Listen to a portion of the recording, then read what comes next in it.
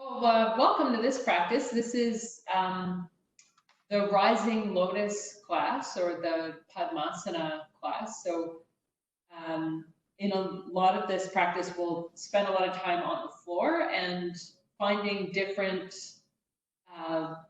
ways of modifying the Padmasana posture or the lotus posture. So in the Buddhist tradition, a lotus is a kind of a special symbol because it grows up out of yucky mud and kind of murky, swampy areas, but it is a very, graceful and beautiful flower, and even arising out of not the most beautiful conditions, it has a real expression of beauty. And the lotus posture, the seated with your feet up on your thighs, has been a meditative posture even before the Yoga Sutras were written. So it's really a long-term posture for coming into meditative thought. So we'll get started seated. You can come up on a block or onto a bolster or a cushion to raise your hips up a little bit. And we can start with just some breathing into the belly. So I invite you to close your eyes if you're comfortable with that.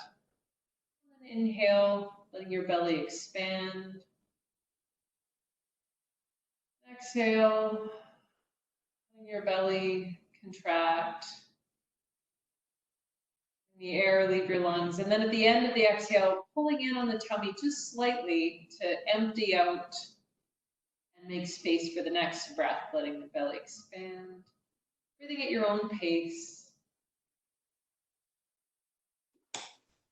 Bring your attention to the quality, the duration of your breath.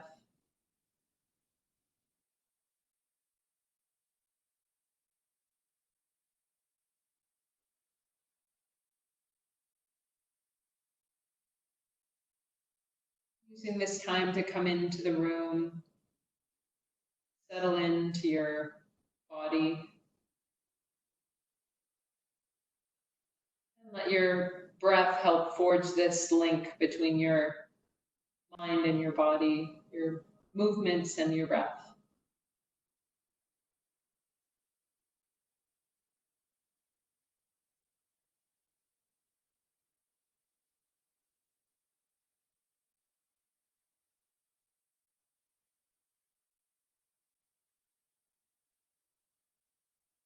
Finish the breath cycle that you're on. Gently blink your eyes open.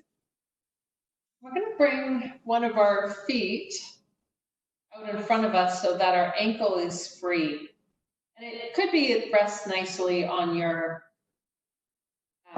knee. It could be that it works better to have it on a block in front of you, or you want to rest it on one of your cushions. Find something that's comfy, and then we're going to take our opposite hand and thread our fingers in between our toes as much as that works. So interdigitating fingers with toes. And we'll start out just by giving a squeeze on the balls of the feet. There's one foot. Give that a squeeze, and then because our ankle is free, we'll start to bring this into a circle, nice ankle circle, all the way around. Tuning into any sounds or sensations in the ankle joint. You can go in both directions. So if you haven't had the chance yet, you can change directions.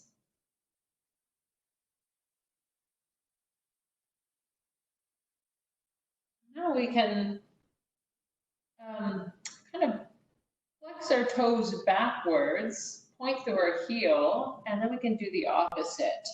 And it might even, letting go of your toes, feel good to tuck, round your toes over. We'll do the opposite, toes back a little bit, down a little bit.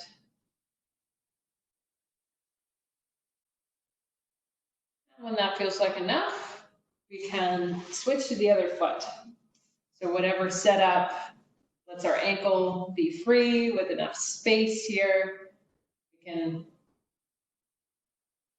as far as we can, with as many of our fingers as fit in between our toes. Start to give the balls of our feet a nice little squeeze, little massage.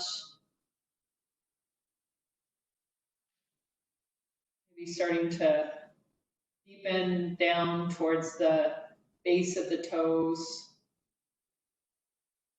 Finding a little mobility there, and then starting to widen this out into a ankle circle. Tuning into any sounds or sensations in the ankle joint.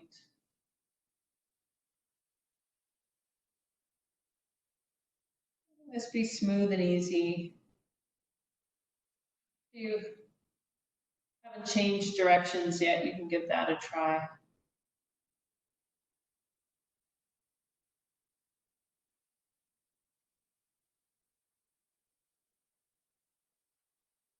And then we can let go of our toes. Take our fingers out from in between our toes and toes a bit of a tuck underneath. So pointing our toes and then even more maybe curling them around like we're gonna start rolling them into a snail. And then bend our toes back, point through our heel. Take a few cycles of that. Moving the foot through its full range of motion. Get a bit comfortable, but maybe starting to open up some of the tissues on the front and the back, or the top and the bottom of the foot.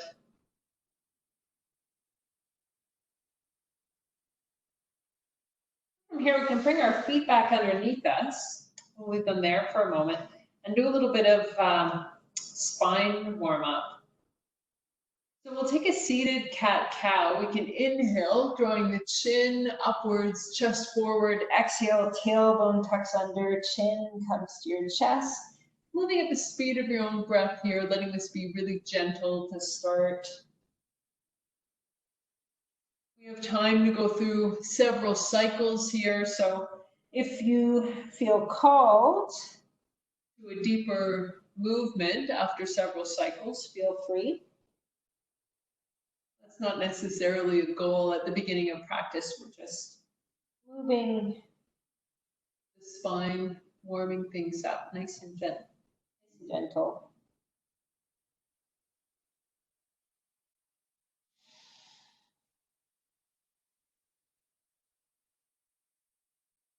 You've done your current cycle, you can come back to neutral. We'll bring our fingertips out to the side. Inhale. Breathing our arms all the way up, and then we'll flip our palms out. Exhale. We'll press our hands out to the side of the room as we come down. Inhale, coming up, moving at the speed of your own breath. Exhale, switching the direction of the hands, pressing the palms out to the side. We'll take this one more time, coming up. We'll leave the left arm up and then reach the right arm over, and then we'll really expand through the left rib cage here. Not bending down so much as inflating up, letting some buoyancy on the left side. Pulling the left shoulder back a little bit. Take a deep breath in here. Come all the way up with both hands, and then exhale down on the other side. Even as we move down, we're inflating upwards, expanding through the right side this time. Right shoulder maybe drops back a little bit. Right rib cage expands. Take one more deep breath in here, and then we can exhale, come all the way up.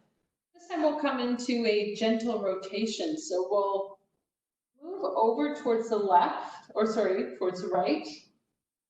Left hand comes down in front. Belly button shining towards our right knee. Growing tall with our inhales. And our next breath in brings our arms all the way up. We return back to center. Exhale, coming over to the other side. Turning not so much from the shoulders or from the neck, but really turning the navel towards the left knee.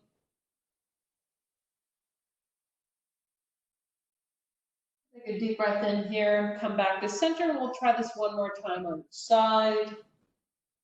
Back to the right. Really focusing on our navel, starting this rotation through the spine. Inhale, coming up. Back to center. Exhale, last time with this rotation.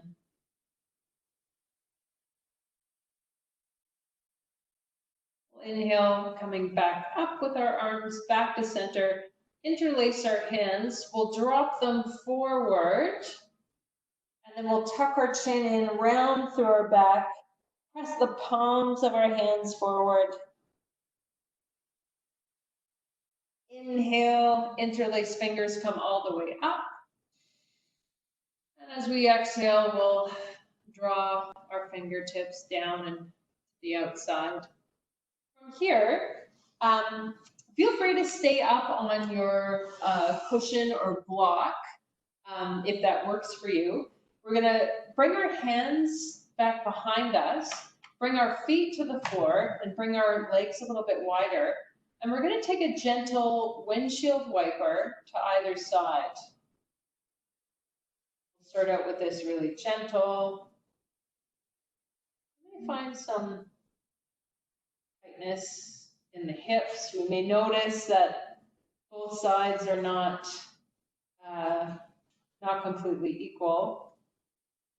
I slid off my cushion entirely because it's kind of a slippery one with my slippery tights. After doing some windshield wipering in both directions, we can windshield wiper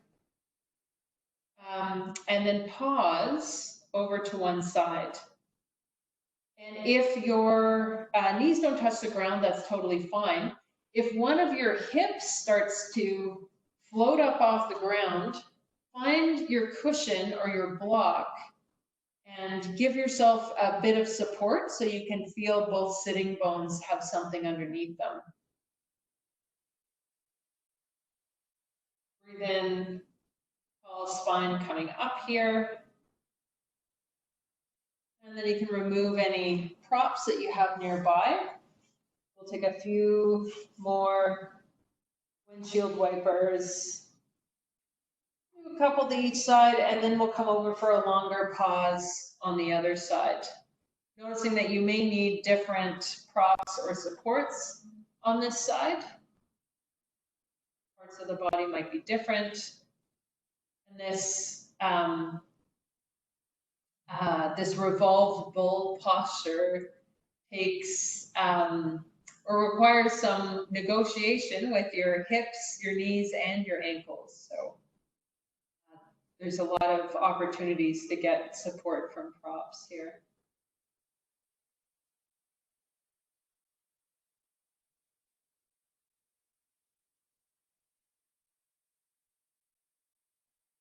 Breathe in to a tall spine. Our limbs be heavy, relaxing into whatever stretch or lengthening is here for us.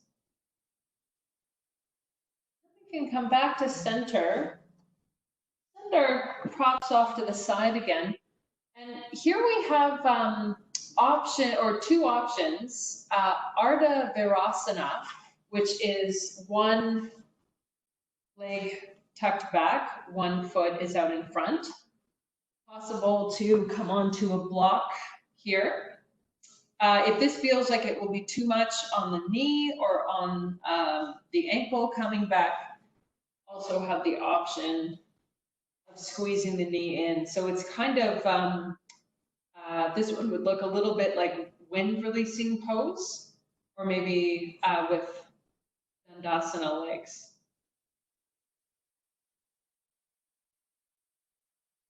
giving a squeeze or giving a lengthen. If your foot is out behind you, you can check that your toes are pointing straight back.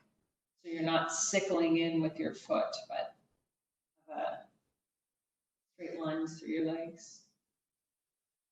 For a straight leg, we can draw our toes back. And wherever we are, we want to have our spine tall and straight. So if we find ourselves slumping, that's a good opportunity to put a block or other support underneath the hips. Take one more deep breath here, and then we can release the side that we're on and come into the opposite side, either giving a bit of a squeeze with our knee coming in, or we can come into the Ardha Virasana, half hero's pose. If you have your toes aiming back behind you, you can check with your hand that they're definitely lined up with your shin and not sickling. With our straight leg, we can draw our toes back towards our shin. Sometimes just moving our foot in that direction takes out some of the slack in the fascia on the back of the leg.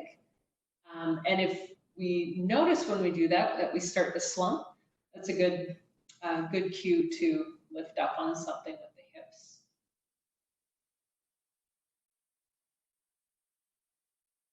One more deep breath in here. And then we can bring our feet out.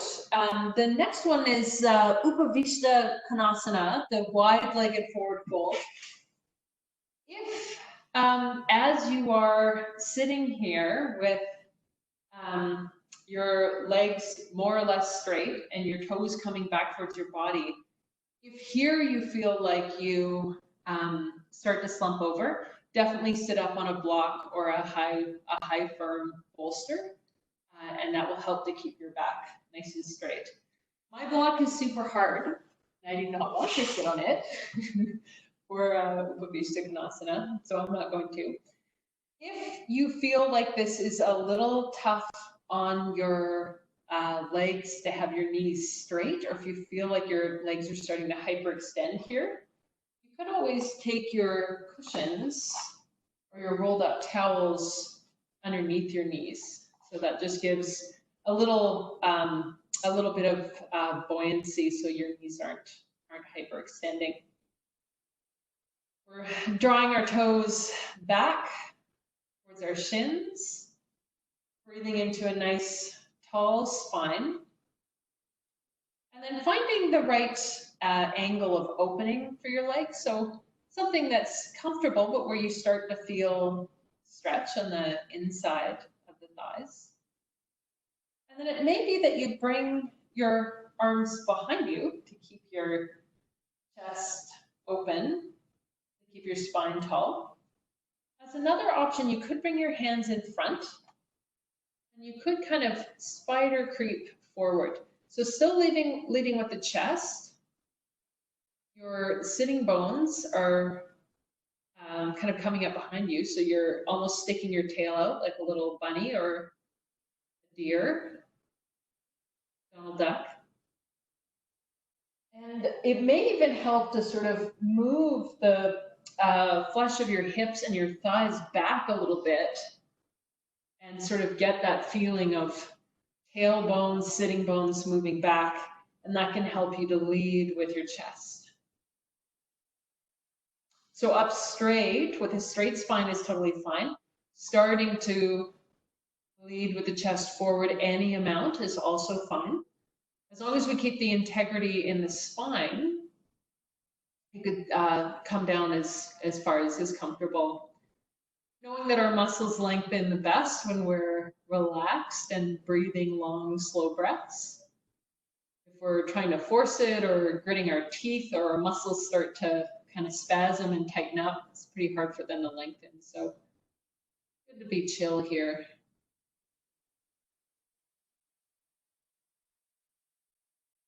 You may come to a stage where it's nice to have a little bit of support, and feel free to support your upper body. You come down a bit. It's a nice reminder to keep your chest open.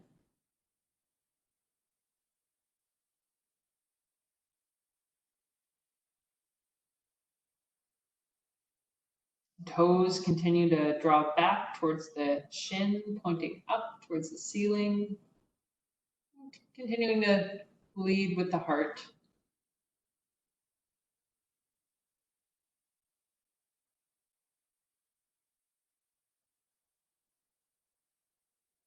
Take one more deep breath in here. We'll gently start to come back into our seated position, maybe getting rid of any props we were using. And we'll find ourselves on our tummies. So whatever way makes sense for you to come onto your tummy, we'll find a Sphinx pose to start out with. So if you know that it works for you to keep your elbows right under your hips or right under your shoulders, feel free. To start out, being gentle in the spine, we could keep our arms a little further ahead.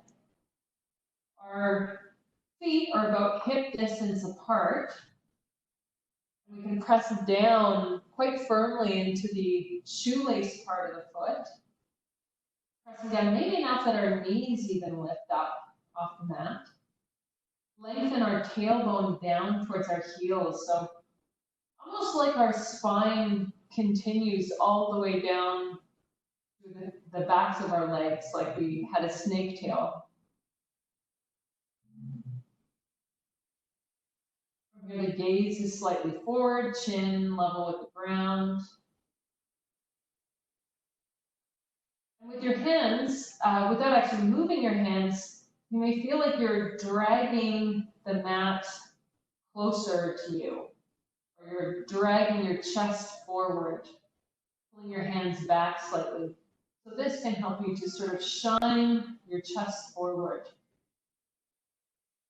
After being here for several breaths, I feel like it will be nice to have my elbows under my shoulders, so I'm going to make that adjustment.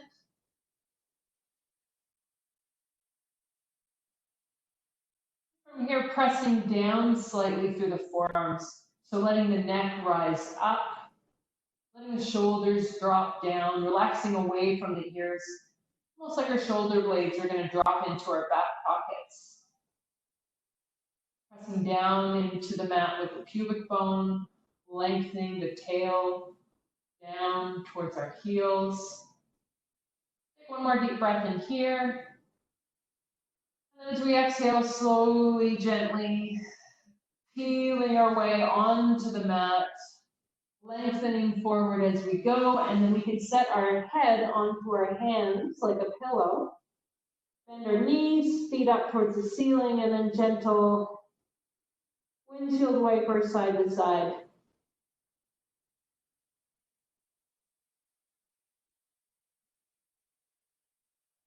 We have the option here for some back strengthening. We can start out here with a version of Shavasana and take our hands back alongside with our palms facing our legs. And lengthening our tail down towards our heels again, lengthening through the back of the neck, so gaze is down towards the mat.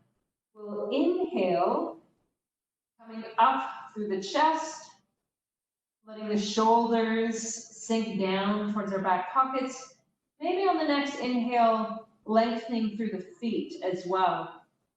So the feet keep their relationship with one another, staying about hip distance apart. Maintain our length through the back of the neck. We'll take a deep breath in here. And then exhale, coming all the way down.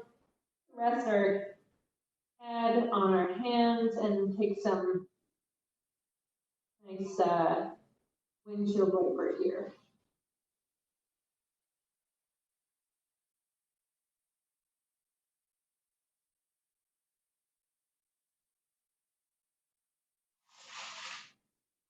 A few more versions of this.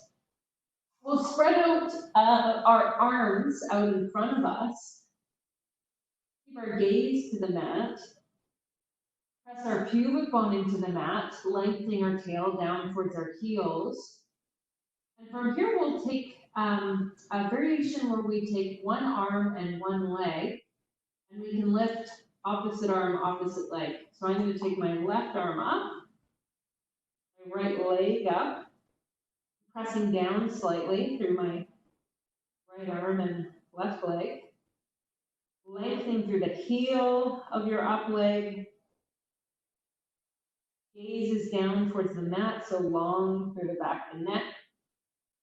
Fingers of your up hand are together, thumb alongside your fingers, straight wrist, straight elbow. Deep breath in here to grow long. And as we exhale, lengthening down onto the mat.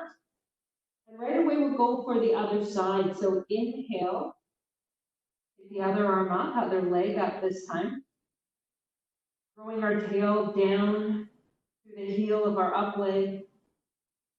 Fingers of our raised hand are together, thumb alongside the fingers, straight wrist, straight elbow. Deep breath in here to grow long.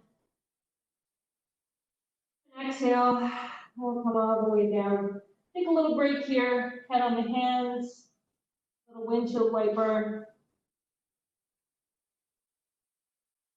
For this next one, we have an option to keep the arms alongside the body, so to do that variation again, or if you like, just stretch your arms out in front and lift both arms, both legs.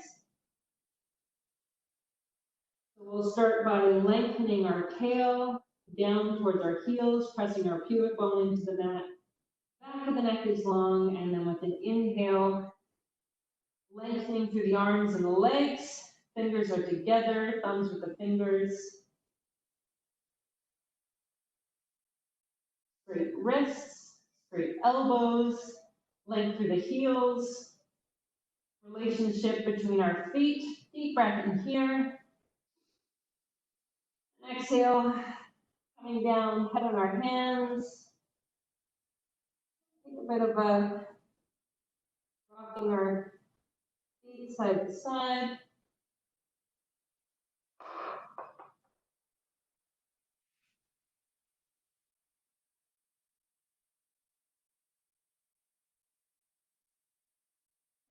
Here we can push our way back into a child's pose, either knees together or knees apart. Letting our head connect down to the mat. Hips move towards the heels. Hips are nice and heavy.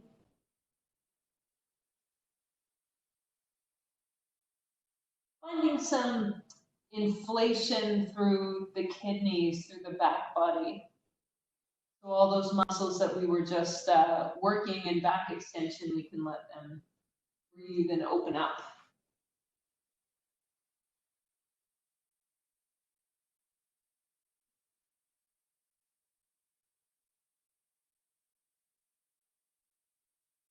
From there, you can come up to a seated position again.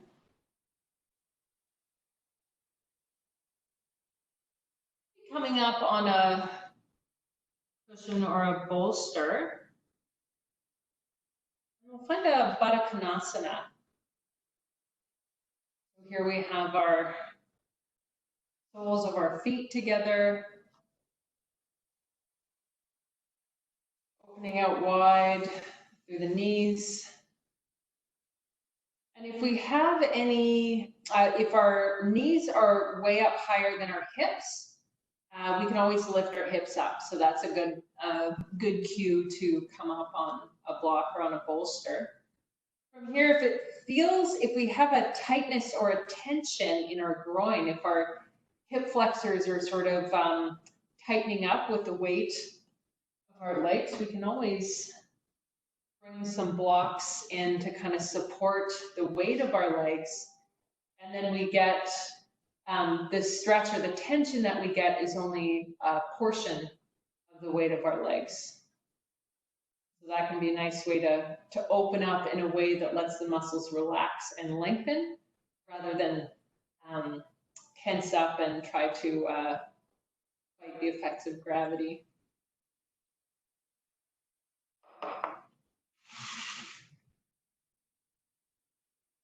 Grow up tall through our spine. Hands can come to your knees.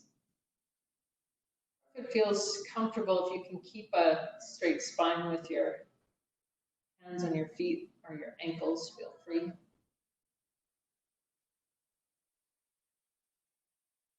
Revisit that belly breath here. The opportunity to tune into that lengthening on the inner legs.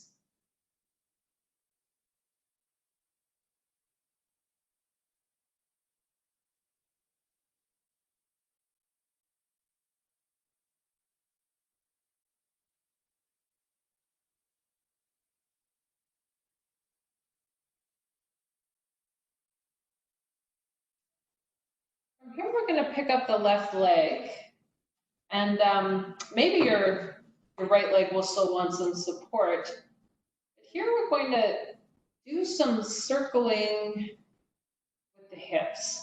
So we want to keep the toes back.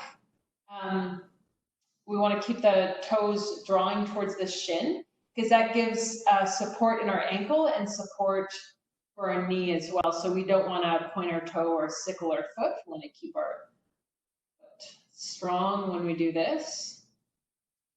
And maybe starting to reach back. So pulling the knee back behind us, kick out in front. If it's comfortable for you to take the shin into a baby cradle and rock the baby, that's always an option. Not that you'll necessarily talk on the phone, that is your foot, but if that's kind of a direction to aim for, coming up in front, knee comes back, foot up.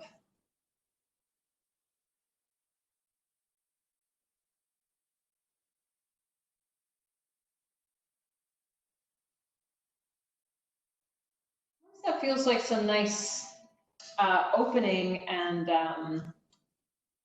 external rotation for this hip. We can bring our foot on top of our opposite thigh. So before we were really drawing the toes back, keeping strength in the ankle and in the knee. Here you can start to relax that a little bit. Maybe your foot starts to turn up slightly towards the ceiling. So turning up like the petals of a lotus here. Here we can give our foot a bit of a massage. See how that feels.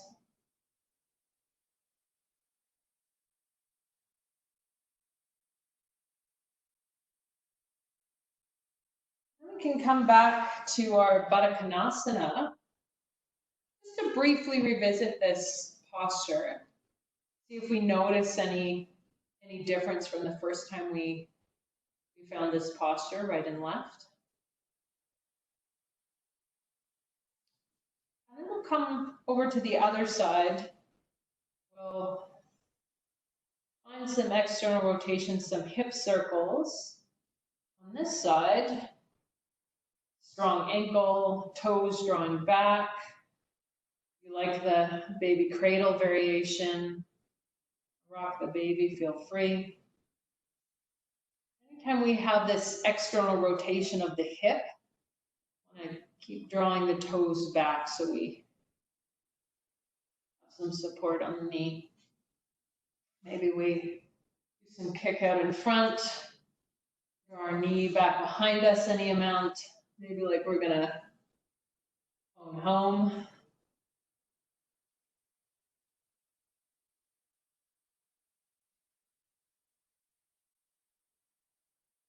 There's a spot that you want to pause for a moment and breathe into. Feel free. Just finding our external rotation here and really lubing up the hip joint. And that feels like enough. Bring your ankle to your thigh and start to relax the strength or the rigidity in your ankle. You can see how it feels. Gently let your foot open up towards the ceiling, like the petals of a lotus. Maybe give your foot a bit of a massage here. Usually spend a lot of time looking at our feet, so it's nice to give them some attention.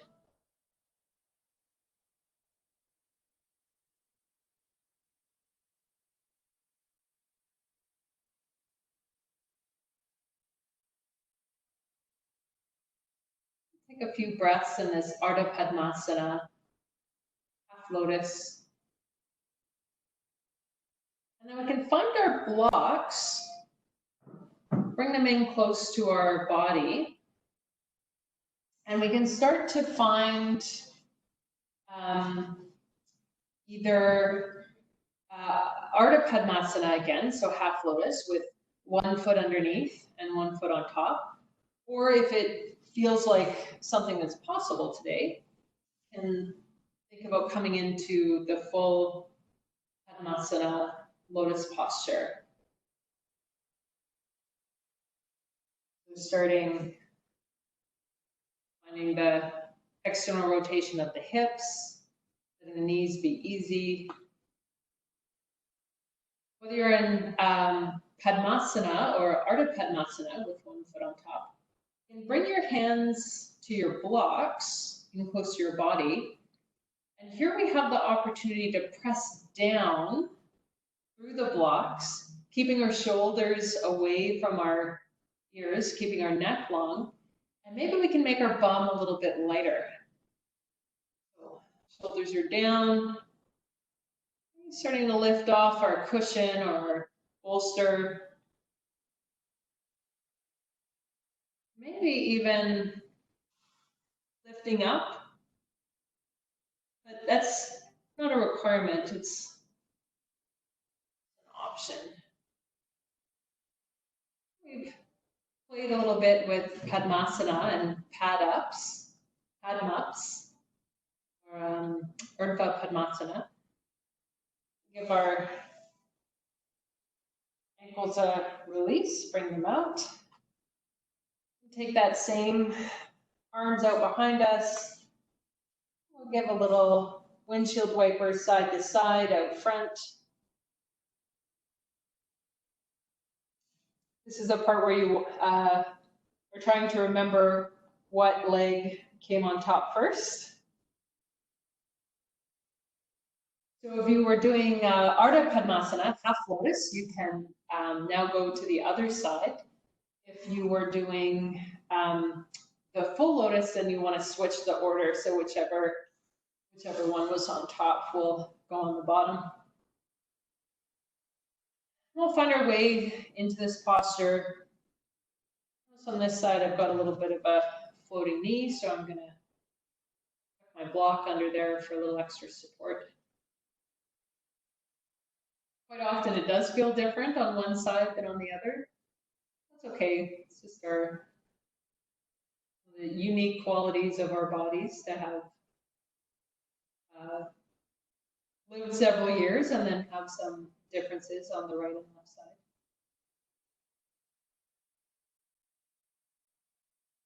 Letting our feet start to relax up towards the ceiling, getting this feeling of a graceful full lotus coming up. And then as an option, you can bring your blocks in, whether in Ardha Padmasana or full Padmasana, and start to keeping your neck long, shoulders down, pushing down any amount. So transferring all of the weight going through your hips to maybe some fraction of your weight going through your hands.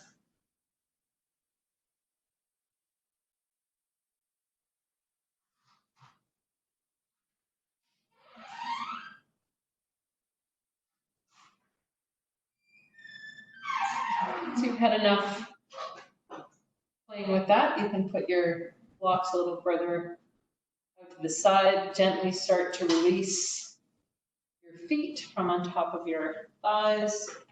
Bring your hands behind us. And start to windshield wiper gently from side to side. From here, we can move our props out of the way. Maybe it will work because we're so warmed up with the knees and ankles. We can bring our hands in front and then come into a tabletop and then into a downward dog.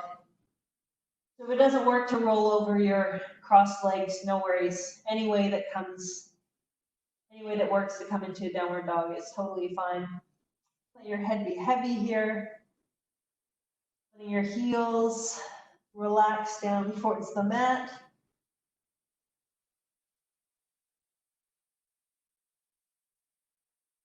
Letting your knees be bent as needed to let your sitting bones shine up towards the ceiling.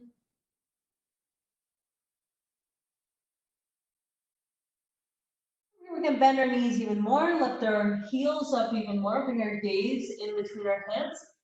We'll start to walk forward with bent knees, as many steps as we need, and then coming into Uttanasana,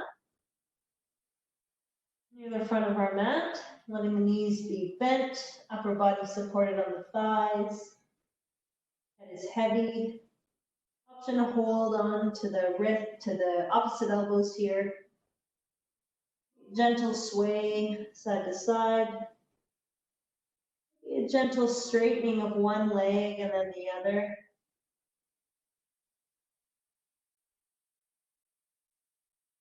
Look down at our feet, spread our toes out. Ground down through the feet, charge up through the legs. Draw our belly in as we inhale, coming up. Arms all the way up, and then exhale, hands down towards our side. Here we are in Tadasana. We take a moment here to acknowledge the standing portion of our practice, even though it's very short today. Spreading out through our toes, pressing out into the outside edge of our feet, drawing up on our kneecaps, strong legs. Letting our tailbone descend down towards our heels, and then with that kind of revolving of the pelvis, drawing in on the belly, in on the abdominal muscles to help support whole spine coming up. We can rotate the shoulders back, shoulder blades gently kiss one another behind the spine as the chest leads forward. Long through the back of the neck, and then even with this rising chest, we have a humble tuck of the chin. Bringing our awareness down to our foundation again. Pushing out on the outside edge of the feet, drawing up on the kneecaps. Letting the tailbone descend. Drawing the tummy in. Shoulders rolling back, chest is rising. Back of the neck is long, and the chin is humble. Palms open towards the front of your mat. Bring our hands to heart center. We acknowledge the standing postures, and then we can inhale, arms coming all the way up. Exhale, swan dive over bent knees. Centering our weight over our feet. Letting our knees be bent.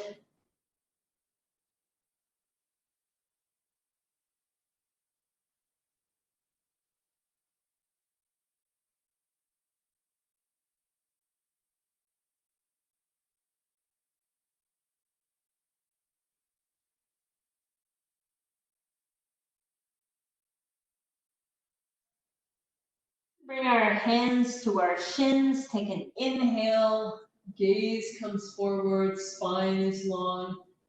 An exhale, drawing the head down, the head be heavy, knees are bent.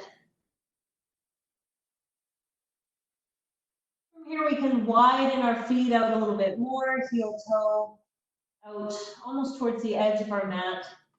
Toes a little bit wider, and then we can start to come down into a squat. So you can also sit straight down on your bum. If the squat doesn't feel good for you today, you can also take a block underneath your hips for a little extra support. Here we can take the opportunity to press out a little bit on our knees with our elbows, or widening, opening. And that feels like enough. We can move our props out of the way. And we will find a supported fish pose. We'll bring a block or a bolster, especially a long, maybe a long soft one, in between our shoulder blades. And another block underneath our head. So we'll lie down, kind of position ourselves on the blocks. You'll know your block is in the right position when your shoulder blades can sort of melt down onto either side of the block. But there's no sense of the block cutting into your rib cage or poking you. So feel free to adjust until your block feels like it's in the right spot. If you have any tenderness in your low back, you can bend your knees here, feet flat on the floor.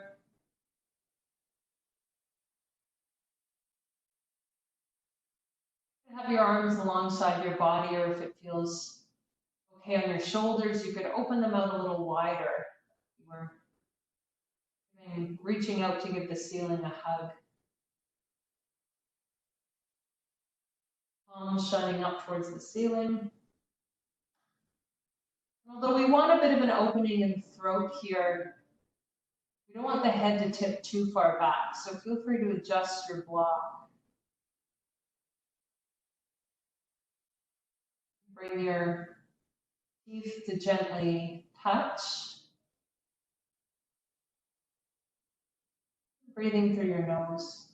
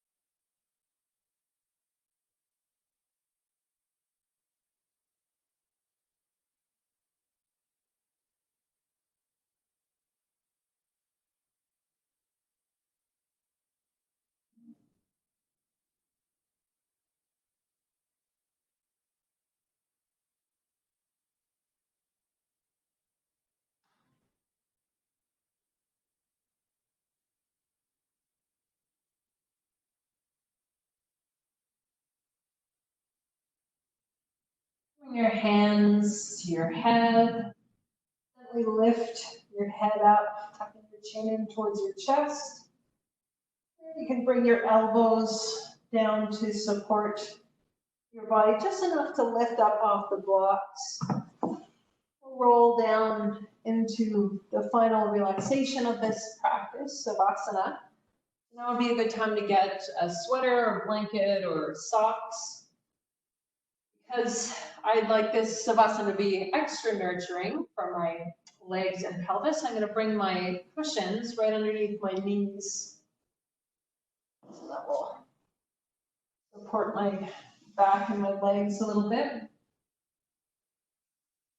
It is a savasana anytime your whole spine and your head are resting directly on the mat. So a bit of bend in the knees is fine, especially if your back is sore. Even if your feet were flat on the floor, that would still be a savasana.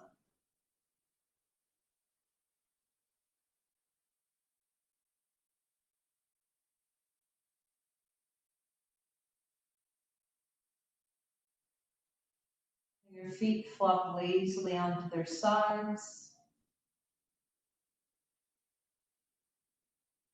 Your ankles be loose and relaxed. Your calves be heavy. Sink into the mat.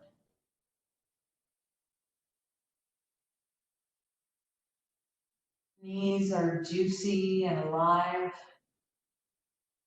Thighs are heavy, relaxed, spreading out on the mat.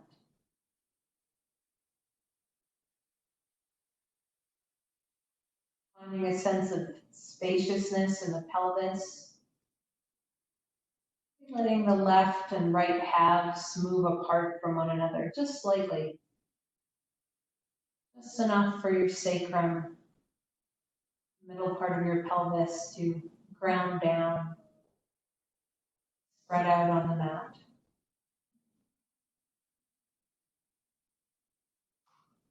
Feeling your spine contact the mat.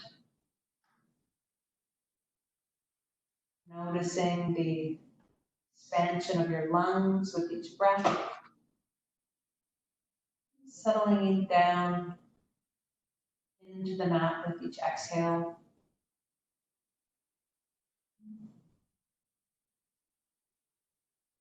Feeling your shoulder blades contact the mat. Letting your left and right shoulders spread out wide and apart from one another. An opening, expansion across your chest. Your upper arms sink heavy into the mat.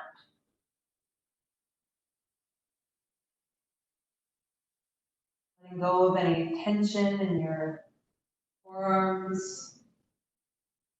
Letting go of any gripping that you've been doing with those muscles.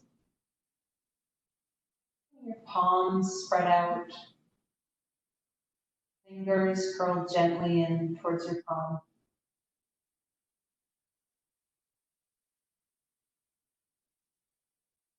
All the muscles of your neck relax.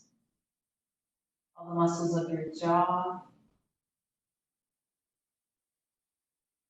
Relaxing all the little muscles around your ears, around your eyes, your temples, and across your forehead. Smooth out and relax.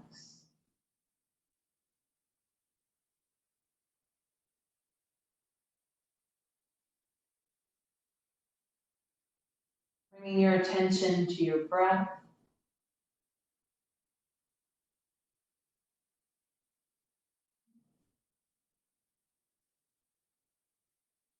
Letting your breath be a meditative focus.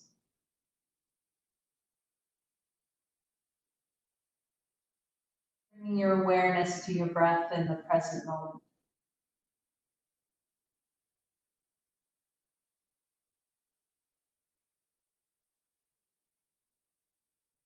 Some thoughts might float by. Let them go. Like you were sitting on a riverbank, watching thoughts and distractions float by in the current, like driftwood. You stay stationary, focused on your breath.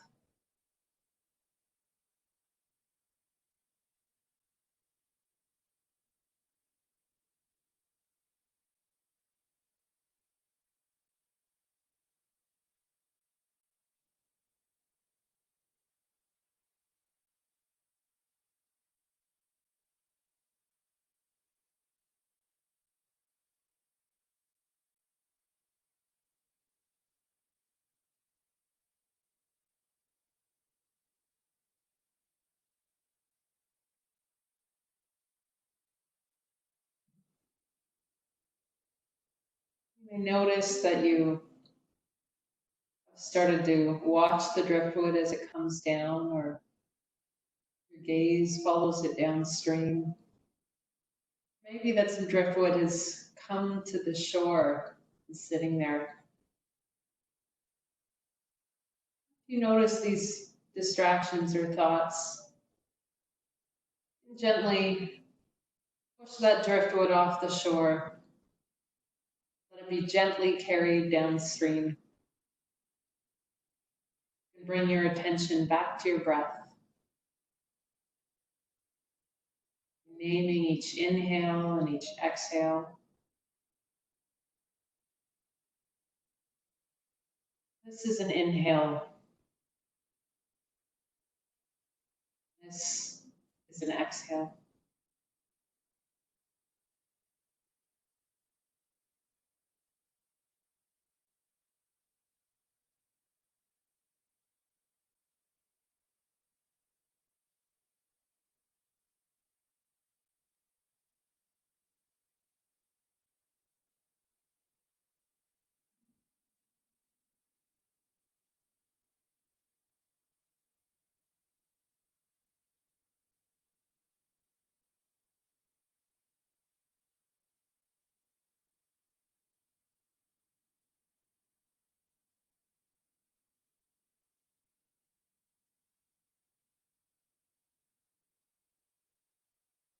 Noticing the distractions is part of building awareness.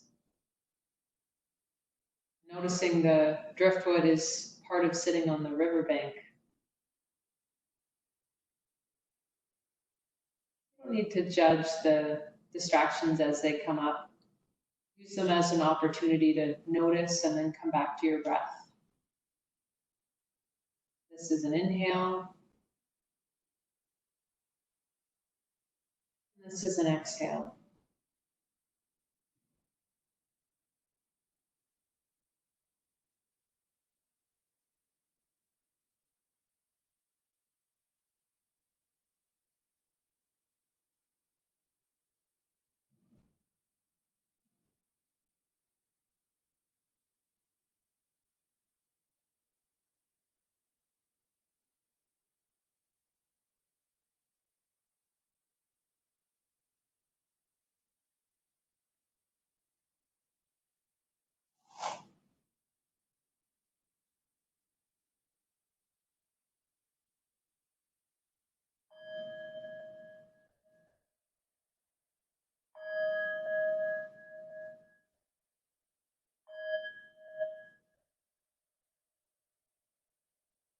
Start to bring some movement into your fingers, into your toes.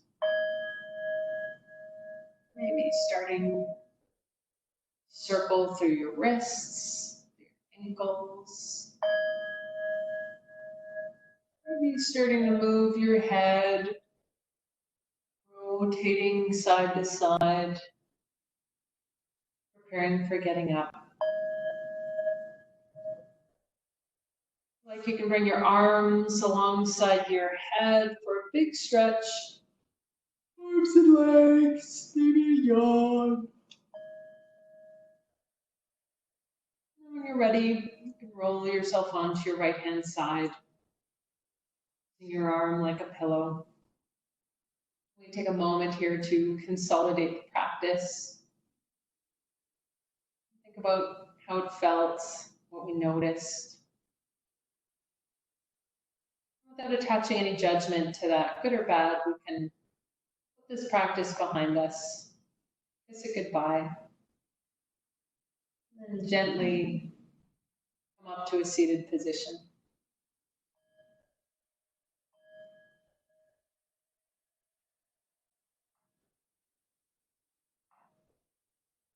Come up to seated. We could also bring our soles of our feet together into Padmasana, just to see how that feels. The end of a very hip mobilizing practice. We can take our final breath. So inhaling, arms to our knees. Exhaling, palms together in front of the chest. Thanks for practicing this evening. It's nice to see you all. Namaste.